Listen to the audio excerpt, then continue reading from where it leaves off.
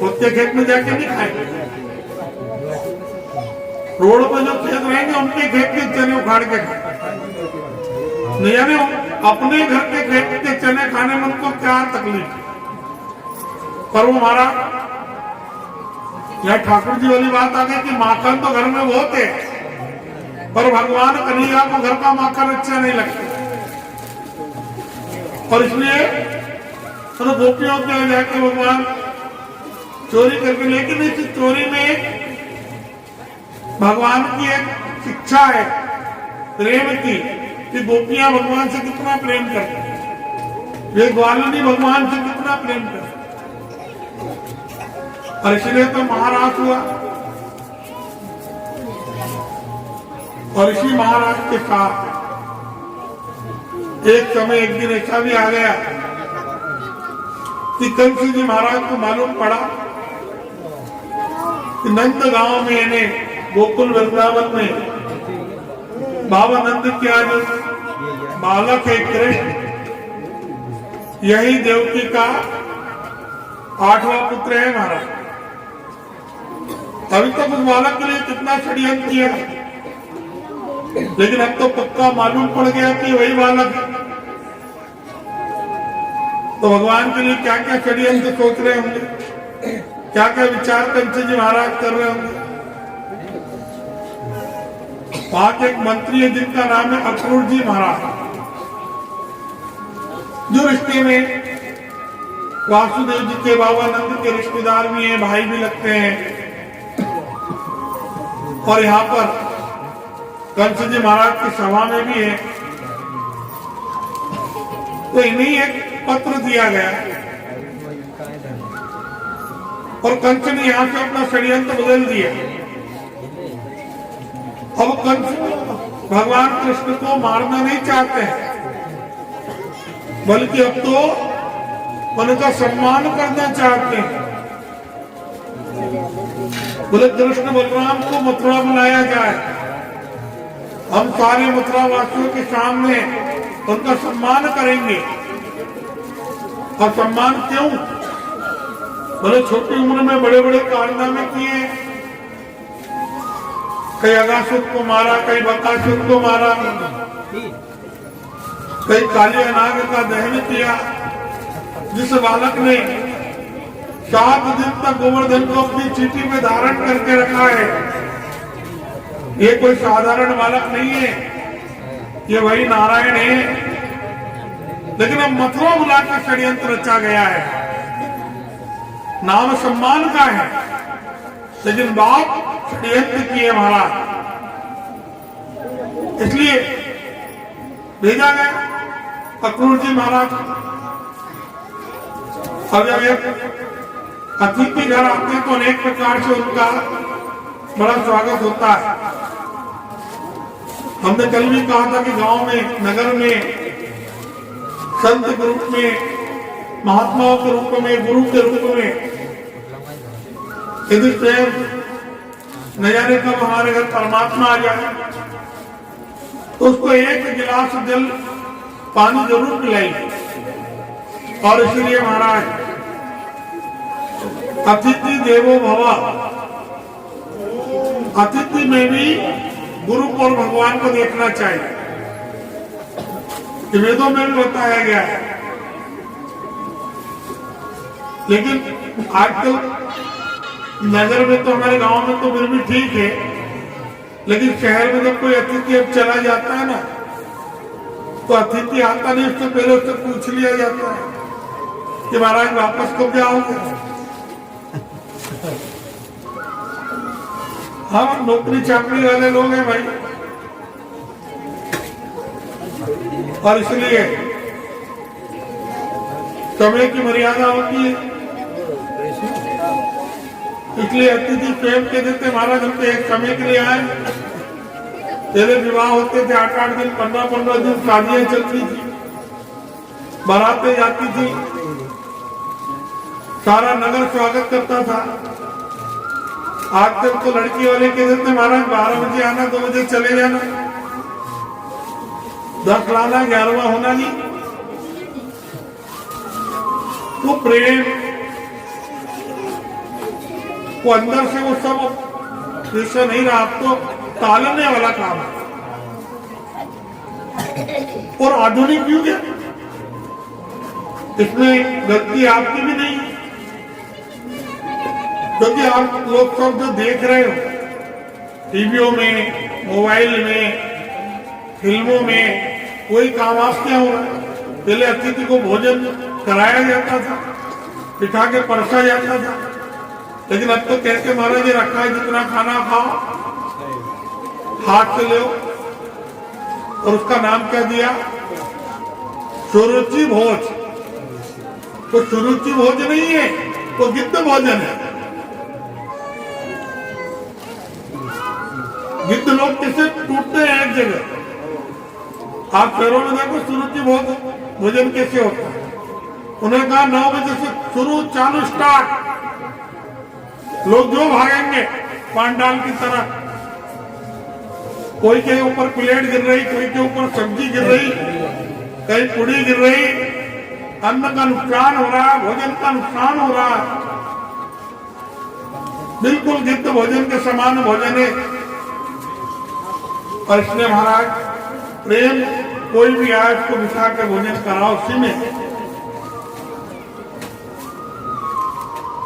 और शहरों तक तो ये हवा आई गई है, तो हमारे गांव अभी बच्चे हुए हैं, और फिर भी बच्चे रहे तो ज्यादा अच्छा है। निवेदन तो हमारा सोच यही है कि इतना भी आधुनिक हमें नहीं बनना है कि हम पश्चिम वाले बन जाएं और पश्चिम वाले पूर्व वाले बन। विदेशों में भगवान के नाम का स्मरण होने लगा है। मथुरा में एक मंदिर है, अंग्रेजों का मंदिर, वहां पर आप अंग्रेजों को देखो, उनकी सभ्यता बिल्कुल भारतीय संस्कृति की सभ्यता, और मंदिर में कहते राधे राधे राधे जपते रहते, हाथ में माला उनके घूमते ही रहती, श्री राधे श्री राधे। अब हम बन रहे धीरे धीरे विदेशी, और विदेशी बन रहे हमारे स्वदेशी। महाराज अब भगवान के लिए एक पत्र आया है, अतिथि महोदय आए हैं। अक्रूर जी महाराज का बाबानंद के यहाँ स्वागत हुआ, पत्र पढ़ा गया कि कंस जी महाराज का पत्र लेके आए हैं। मथुरा वासियों के सामने कंस जी महाराज के द्वारा कृष्ण और बलराम का सम्मान करना चाहते, इसलिए आपके दोनों पुत्रों को मथुरा बुलाया गया। नंद जी राय कहने लगे महाराज, अभी तक तो जो 1-1 महीने के बालकों को मारने के आदेश देते थे, एक कंस के अंदर प्रेम कहां से जाग गया। जब मौत का डर लगा तो स्वयं देवकी के ऊपर तलवार उठा ली, आज इतना प्रेम मेरे पुत्र के ऊपर क्यों आया कि वो कृष्ण और बलराम का सम्मान करना चाहते हैं।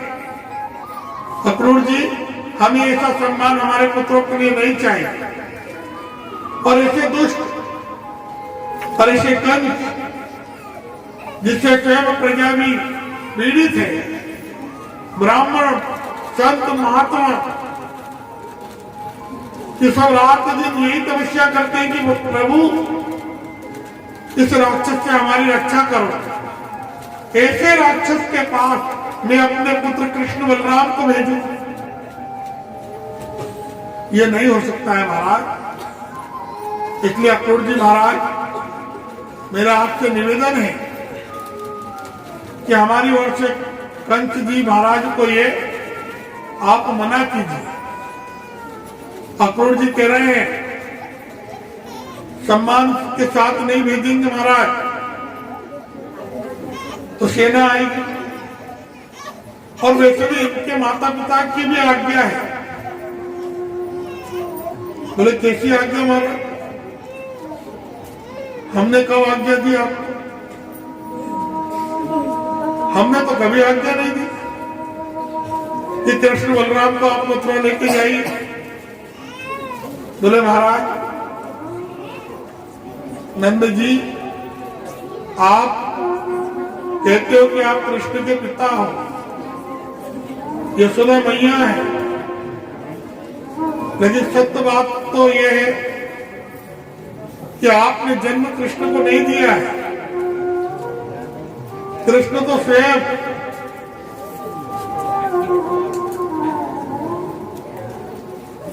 वो 8वां पुत्र है, जिसकी घोषणा हुई थी, जिसकी आकाशवाणी हुई थी।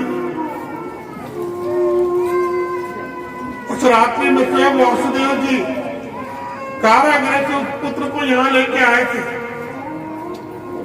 और माता यशोदा ने एक मायावी कन्या को जन्म दिया था महाराज। और इसी कारण से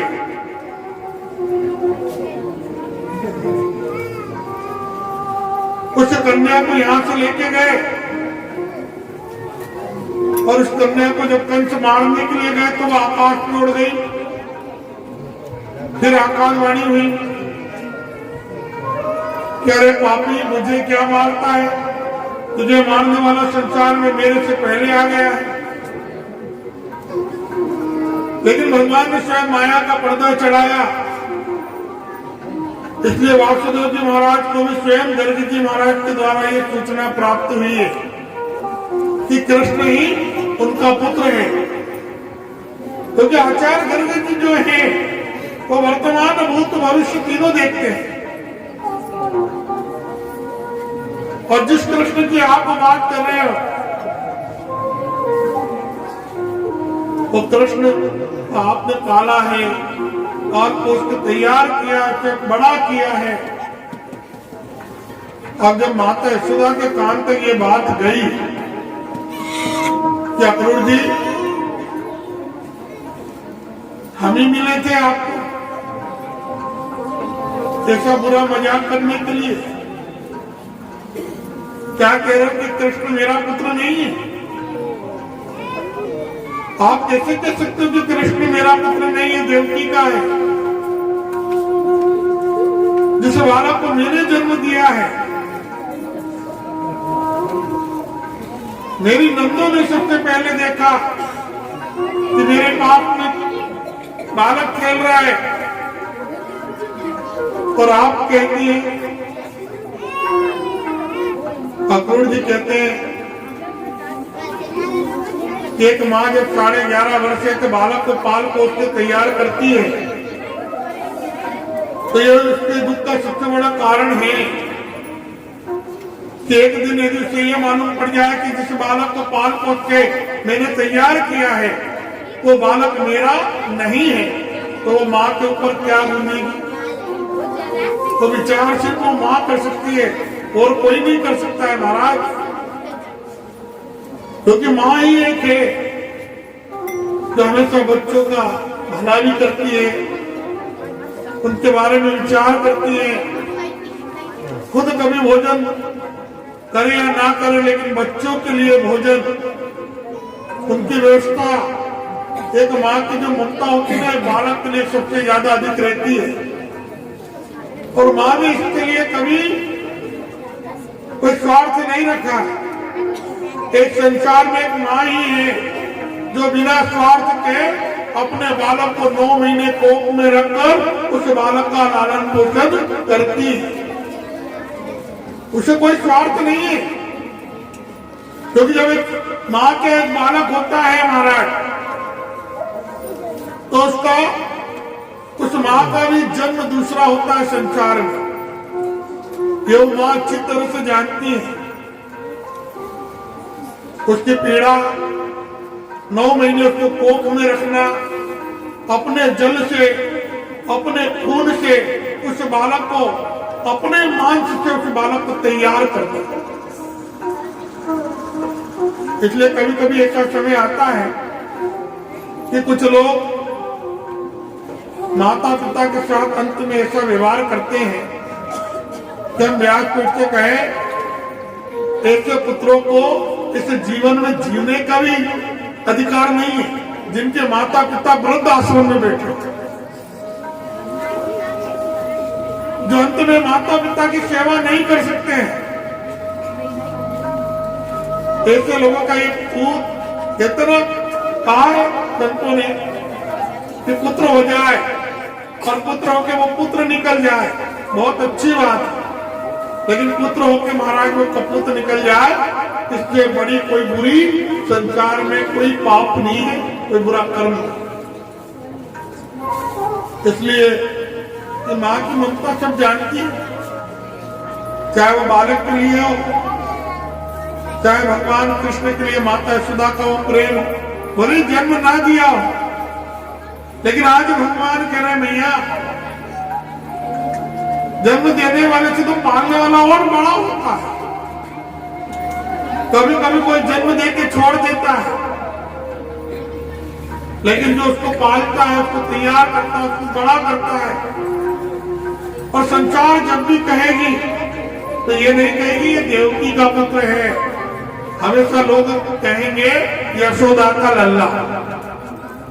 और संसार में यशोदा के लल्ला का नाम चाहिए, और मैं आपको कहां छोड़ के जा रहा हूं, लेकिन जिस कर्म के लिए मेरा जन्म हुआ है, जो कर्म मुझे आगे जाके करना है, मैं संसार में आया हूं, उसके लिए मुझे आपसे बिछड़ना ही पड़ेगा। जब भगवान कृष्ण माता यशोदा के आंसू पोंछ रहे हैं तो अपनी मैया को रोते हुए नहीं देखा, लेकिन माँ है और उसकी ममता। अब तो गोकुल वासियों को भी मालूम पड़ गया, वृंदावन वासियों को मालूम पड़ गया कि अक्रूर जी कृष्ण को लेने के लिए आए। अब ये भी मालूम पड़ गया कि देवकी का पुत्र है, और एक बार मथुरा जाएगा तो ये वापस लौट के नहीं आएगा। इसलिए जो हाल माता यशोदा का है वो वहां की गोपियों का, ग्वालन का, मित्रों का, सखा बंधुओं का वही हाल है। यहाँ तक कि गौ माता है, वो बछड़े जो स्वयं भगवान की वंशी सुने बिना एक पल रह नहीं सकते, भगवान का दर्शन किए बिना उनके मन में, आत्मा में वो भाव नहीं आता है। गोपियां कहते हैं अक्रूर जी हमारी दशा ऐसी हो जाएगी कि एक मछली को जल में से कुछ देर निकाल के बाहर रख दो और कुछ देर के लिए वापस जल में छोड़ दो। ये कृष्ण नहीं है, ये हमारे प्राण हैं, और आप कृष्ण को लेने नहीं आए हो, हमारे प्राणों को लेने के लिए आए। वही हाल राधा जी का है। यहाँ तक तो यमुना तक तो भगवान के साथ, ये राधा जी का और भगवान का प्यारे और प्यारी श्याम श्यामा, वो यमुना का तट, भगवान का, राधा जी का वो छोटी गुंदना, गोपियों के साथ में देखती थी ना राधा जी, तो भगवान से हमेशा जलती थी। और भगवान कहते थे ये सब मेरे से उतना ही प्रेम करती है जितना तुम, लेकिन तुम मेरी शक्ति हो और शक्ति को कभी दुखी नहीं होना चाहिए। और आज भी जब तुम मुझसे विदा कर रही हो तो एक शक्ति के समान ही करना। राधा जी कहती है प्रभु ये सब बात बोलने में अच्छी लगती है, लेकिन एक बार फिर से जन्म लो और आप राधा बनो और मुझे ही कृष्ण बनाइए, फिर अभी आपको मालूम पड़ेगा कि विरोध क्या होता है। और इसलिए महाराज बनोगी राधा तो ये जानोगे कि कितना प्यारी है मेरा और सावरे और सावरे और सावरे और सावरे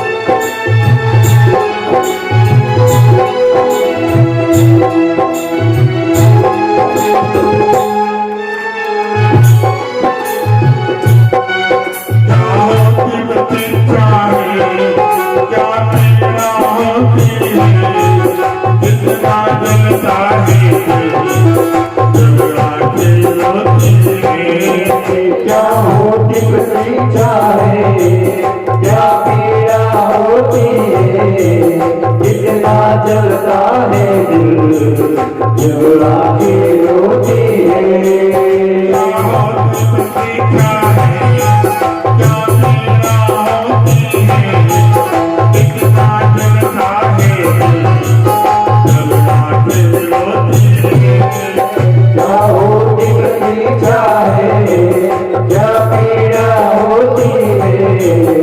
इतना जलता है जब आंखें रोती है। आंखों तो जानोगे कैसा प्यार और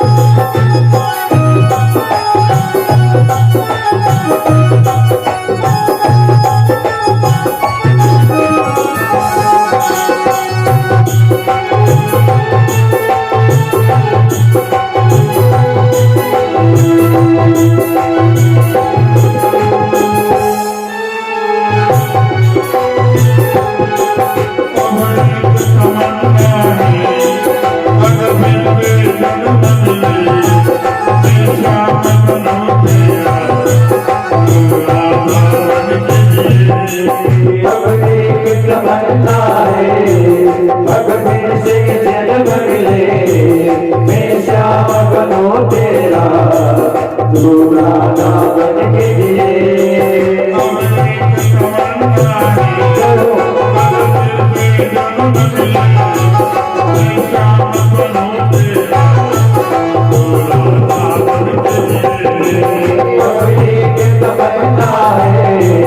अब फिर से जन्म मिले मैं श्याम बनो तेरा तू राधा बन के जिए तो ये जानोगे कि कैसा प्यार है मेरा और शामिले और शामिले और शामिले और शामिले।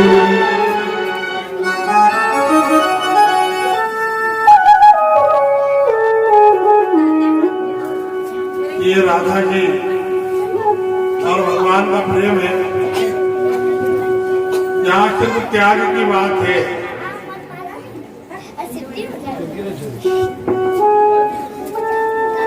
और इसलिए भगवान कृष्ण में और राधा जी में कभी अंतर समझना भी नहीं चाहिए। और जो भगवान कृष्ण और राधा जी में अंतर समझता है ये भी एक पाप है। इस पाप से हमेशा बचना चाहिए। जब कृष्ण आते हैं तो बिना राधा जी के कृष्ण नहीं आते। और इसलिए भगवान की ये लीला है और वो लीलाधर है और वो लीला करते हैं। अभी तक भगवान की लीलाएं गोकुल में चल रही थी। आज भगवान सबसे आज्ञा लेना चाहते हैं लेकिन गोपियां सब व्रत के सामने लेट गई हैं। भगवान कहते हैं हम तो सबके अंदर है, तुम्हें क्या लगता है आपसे बिछड़ के जा रहे हैं? देखिए अपनी अंतर आत्मा में देखो, तुम मुझे बाहर ढूंढते हो जबकि मैं स्वयं तुम्हारे अंदर बैठा हूं। हर चीज के लिए बोलना जरूरी नहीं होता। भगवान कभी बताते नहीं है। और ये वही प्रेम होना भी चाहिए कि उसके लिए बताया नहीं जाए। वो भी यहाँ पे ये स्वार्थ हो जाता जब आपसे कितना प्रेम करते हैं। बोलना नहीं चाहिए, मन में आत्मा में रखो। और यही भगवान क्या भगवान हमसे प्रेम नहीं करते, सबसे प्रेम करते। लेकिन यदि घर के मुखिया यदि आंख में आंख हो जाए तो अपना घर डगमगा जाता है। इसलिए घर के मुखिया को हमेशा खंबे के समान खड़े रहना पड़ता है। वो सारी दुनिया का खंबा एक ही है और वो स्वयं परमात्मा है। जिस दिन उसकी आंख में आंसू आ गया तो इतनी बड़ी संसार को कौन संभाले? इसलिए भगवान आंसू नहीं लाता, लेकिन राधा जी के आंसू का बदला चुकाया है। सुदामा चरित्र में जितना राधा जी यहाँ रोई है, एक एक आंसू का बदला भगवान ने सुदामा चरित्र में चुकाया है।